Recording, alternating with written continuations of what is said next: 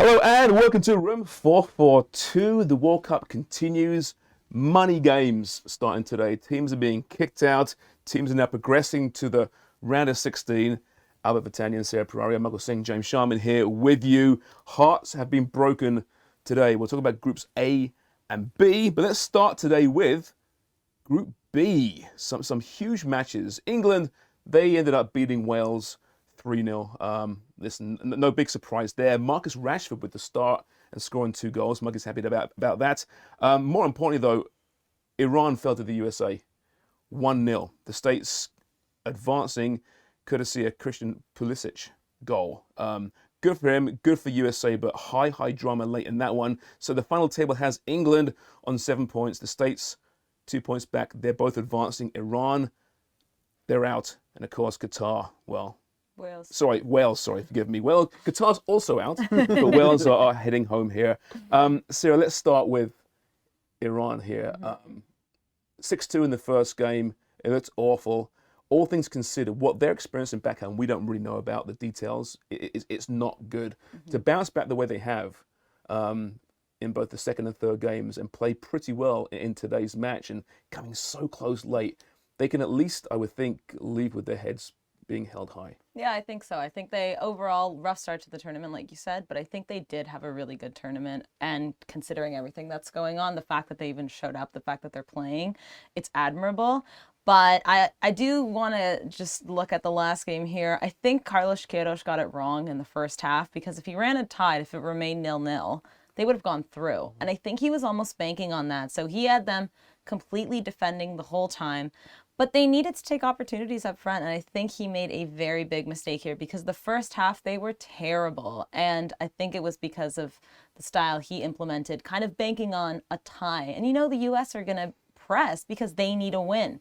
So I will say the team itself, give themselves a pat on the back, but I think this game, it really reflected on the coach. Later on in the second half, they were so tired, the Iran side. They were dead on their feet, and there were so many chances while we were watching the game. I'm saying if they just stood on their feet rather than trying to win fouls, they would have better chances. Even at the Taremi chance at the end, when he got pulled down with the hand on the shoulder, right? He had his hand on his shoulder, Carter Vickers. But if Taremi, I think if he stood a bit stronger, maybe it would have had a better chance of goal. You're smiling. This guy's smiling because he loves the U.S. Carter Vickers. We'll give the States credit though, right? I mean, we entered this tournament and we're thinking, man, are they good enough to progress? It was we thought a pretty even group. In the end, the States, I think, did themselves proud that they played well, they were controlled, they were disciplined, and Pulisic, the LeBron James of soccer, according to certain people, got the job done, and good for him. Yeah, that's exactly it. The job is done now for the U.S. Obviously, they go on to the round of 16, and they could potentially make some noise against the Netherlands.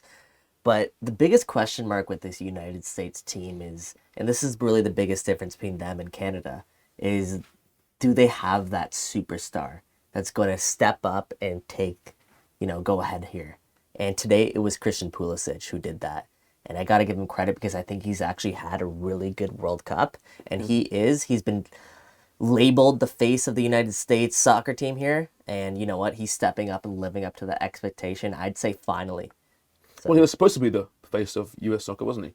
That was the idea. And then, of course, in recent months, hasn't played that great for Chelsea, whether it's his fault or not. But he did it. And I thought the States, they're one of those teams that they remind me a little bit of 2002 when they made some real noise. There's that inner belief that they're being coached really well at the moment as well, I think. And people question Greg Berhalter throughout qualifying. He's been there for this cycle. They're stuck with him when other programs may have fired the manager, given some of these results. And now they're all coming together, it seems, at the right time. Yeah, and Tyler Adams, I want to give a big shout out to. I mean, the captain, a young captain, but a very good one. You can tell he leads by example. And even just seeing him at the end of the second half, late into the second half, running the full length of the pitch to track back an Iranian player. I mean, you don't see that a lot from some of these players. And I was just mentioning how a lot of the Iranian players were tired. They were dead on their feet. This guy's running the full length of the pitch. So I think it starts with a lot of leadership in that team. And they don't necessarily have that superstar, but collectively they have some very good players. Yeah, absolutely. So the States are progressing to the next round. England are progressing as group winners, as mentioned there, Sarah. Over Wales 3-0. Listen, it was never really a contest in this one. Gareth Southgate did bring the changes. In comes Kyle Walker at right back. In comes Marcus Rashford. And in comes Phil Foden. The country have been crying out for Foden to start. Did did Southgate acquiesce to the fans? The I don't know, but it turned out pretty well in the end. And Marcus Rashford, one of the most likable figures in world football, with 2 goals, 3 now in the tournament, he's becoming one of the faces. Yeah, no, I think it's great, and I'm happy to see him starting because we were talking about how, Southgate loves Sterling. He's always going to get that start. But finally, they made that switch with Rashford and Foden, and I think this might have been the best game I've seen England play. And let me just say, I know that they beat Iran 6-2, but I think that was more because Iran fell apart. Yeah. But today, what we saw from England was a really solid side, and they were scoring some class goals. And even, Harry Kane hasn't scored a goal. That assist he had for Foden, Beautiful. great. He has 3 now in the tournament as well. Exactly. So I think the thing is, I hope he looks at it thinking, okay, this was the best game, and look who we started, And it's great for Rashford, honestly. Because, Mikey, I mean, the first half was kind of typical to the US game, almost. England were the better side, it seemed, at times. They dominated the game, couldn't find that breakthrough, but they sat with the system, and in the end, the youth came through. I know you're a huge Rashford fan because of your awful bias towards Manchester United, but this is a guy that hasn't been informed for a long time. We've been seeing kind of like sparks recently for United, and now he's coming into his own once again. I would say this whole season he's been really good for Manchester United. He's been, like you said, ups and downs, ups and downs. This guy was one of the most highly rated young players coming through the ranks. Never really lived up to that peak in terms of a consistent level. And we're starting to see that. And again, he's another player, kind of like Bruno Fernandes, just happened to be a Manchester United player. But I'm happy to see him getting his sort of spotlight here at the World Cup. And he's living up to all of those expectations. I think he'll be key for England. And I think he has to start for England because he's shown every time he's taken the pitch, he's creating chances. That's what I was just going to say. I feel like Rashford in that front 3 gives England such great balance because, Sterling, I don't want to say he's past it. He's just really out of form at the moment. Hasn't been very good at Chelsea. Rashford is in red hot form, and in my opinion, is a better goal scorer as well. And now you have Kane, who loves to drop deep, like you mentioned, 3 assists, no goals. But if he's not scoring, it's fine as long as the guys around him are scoring. And if you have him, Rashford, and maybe Bukayo Saka on the other side, that's a fantastic front 3. Yeah, and then behind them maybe Kyle Walker, who had his first minutes in a proper match for, I think, is it 5 months now? It's a long time. And we know what he can bring to the table, his pace, and also that veteran guile as well. Do you see Walker cementing his place in that starting 11? I think so. I don't know if Southgate's going to go back to a back 3, but he slides right in there. The way Luke Shaw is playing, you have great depth on that left side. And on the right, you put Kyle Walker in, one of the best right backs in the Premier League. And we saw some of his delivery today, which they'll need, I think, going later into this tournament, right? You're going to need those crosses from outside the box, and hopefully Kane can get on the end of it and Walker can deliver that. Kyle Walker or Trippier? Walker, It's right? a great question, though, because Trippier's proven himself. He started the first 2 games. He's the biggest weapon from a set piece, although we saw Rashford today. Right. I mean, if you go to a 3, you can have both of them if he decides to do that. Yes, that's a great point. But I think it's Walker over Trippier. Yeah, and the thought was entering this World Cup that Southgate would go with a 3 once the games get important as well. So far, it's been the 4, so we'll have to wait and see about that. But still, we see that. We see England progress. We see the States progress from Group B. When we come back, it's to Group A. Lots to fight for in this one as well. Of course, the Dutch, Ecuador, Senegal, and Qatar. I mentioned that before. Give a little tease away. They're not progressing, but that and much more coming up for you.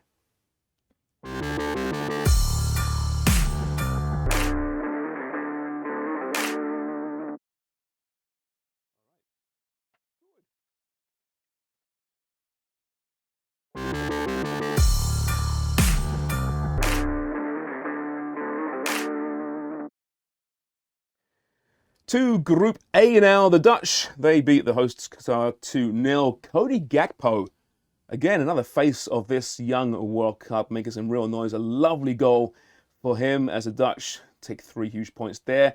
And in the big one there, Ecuador fell to Senegal. 2-1 Koulibaly with the winner, which means that the Dutch on 7 points progress in first place. Senegal break the hearts of Ecuador. 6 points to 4 points. And as for the host Qatar, the first host of a World Cup to lose all 3 games. I'm not going to say a thing about it. Thing about Qatar hosting a World Cup, and should they, and should this team be there to begin with? I'm not going to say it. But they're out.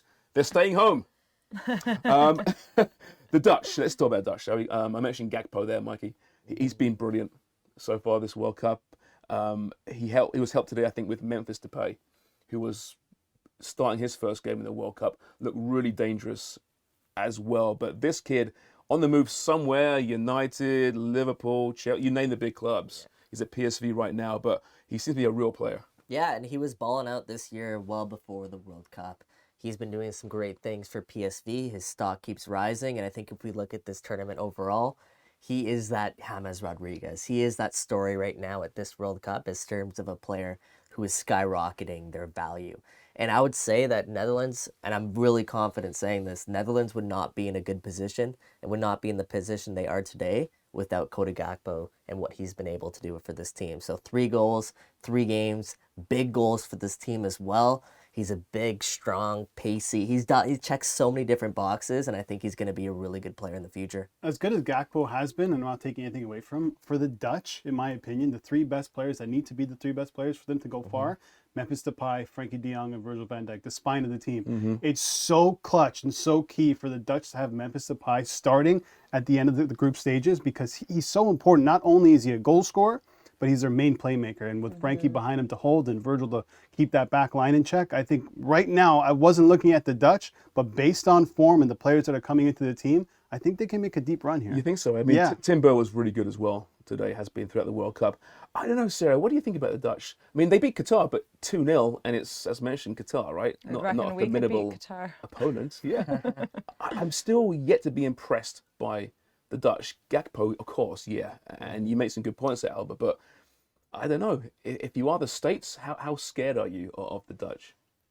I'm not scared if I'm the States, but I'm not scared if I'm the Dutch either. Like, I'm going into this not trusting either one of these sides. When I look at the Dutch team, they beat Senegal 2-0 in their opening match, which was completely undeserved. And Senegal played amazing football, and it was just unable to make those chances happen.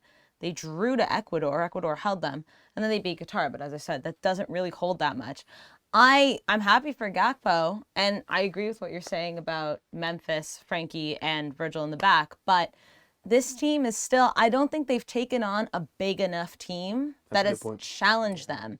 And I don't know, the States, will it be them? I don't personally think so, but it might be the best competition they might have had so far. I don't know. And Albert, to your point, those 3 players that you mentioned have to be Netherlands' best players.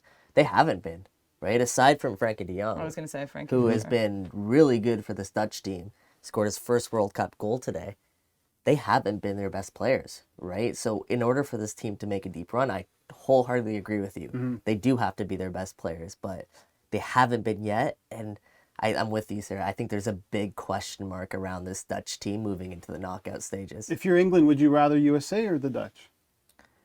to face. Right, in the next round of 16. You mean Senegal or the Dutch? Senegal. Sorry, yeah, Senegal or the Dutch. That's a great question. Well, listen, Senegal today, they beat Ecuador. Ecuador's run is over. I mean, they're such a lovely story in that group phase. They play some really nice football. I think they surprised a lot of people. They're a young team too. They're not going anywhere, by the way, Ecuador. They're going to be at some tournaments for a while and making some real noise. But Senegal look complete to me right now. They're a really good team.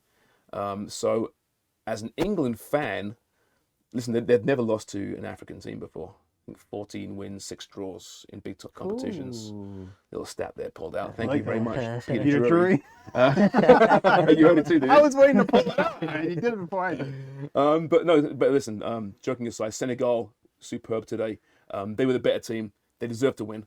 And I think most of us picked them to progress with the Dutch, didn't we? Yeah, Senegal will frustrate England a lot, but I just feel like the Dutch would carry so much more of a threat that if I'm England, you don't really want to play either of these teams, but if you had to pick, I think it'd have to be Senegal because of what they lack going forward. It's really cliche, but it's like Netherlands' ceiling is higher than Senegal's, but their floor is probably not as high as Senegal's. Like, it's either hit or miss, I think, with this Dutch team, and if they hit, they can definitely go on a deep run here, but if they miss, I wouldn't be surprised to see them bow out of the round of 16. And now it's knockout football, right? It is. Well, let's look at the bracket, shall we? We can look at the bracket finally now. It looks beautiful. So we're just slowly creeping down from the top there.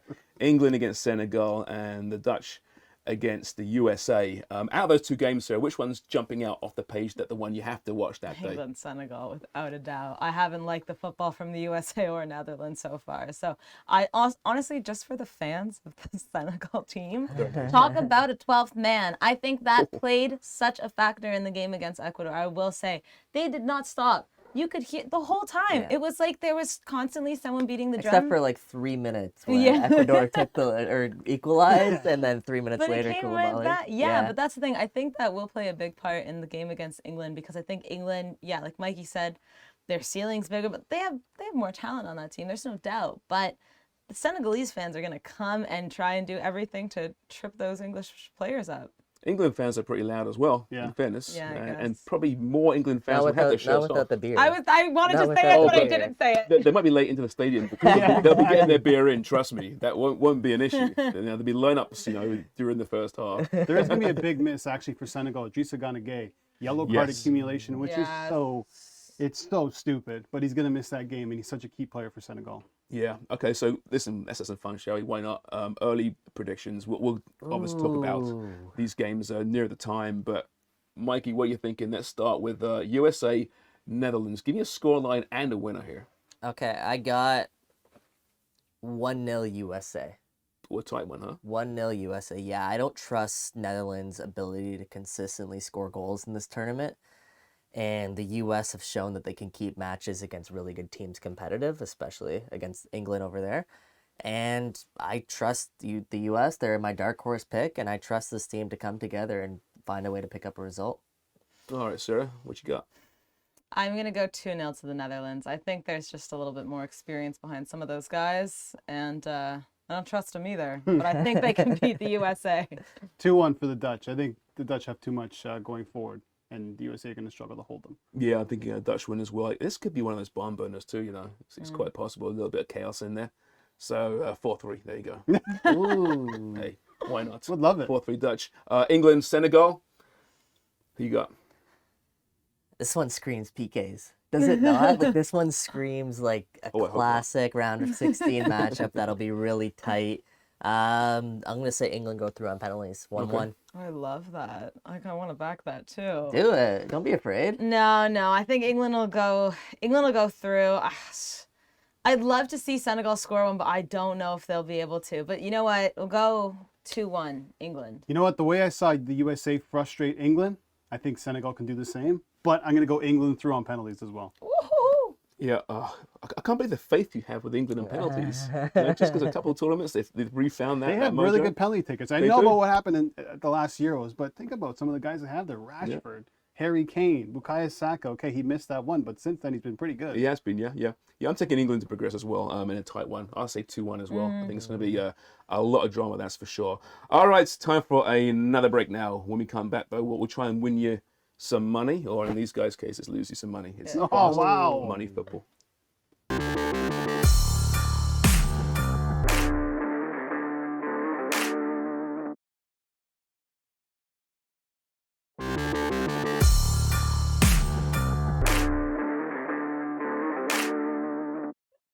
It is fast money football time, presented by Betano. All right, Group C and D in action tomorrow. Again, massive games. Let's start with Group C. Poland, Argentina. I'll grab this one very quickly here, okay?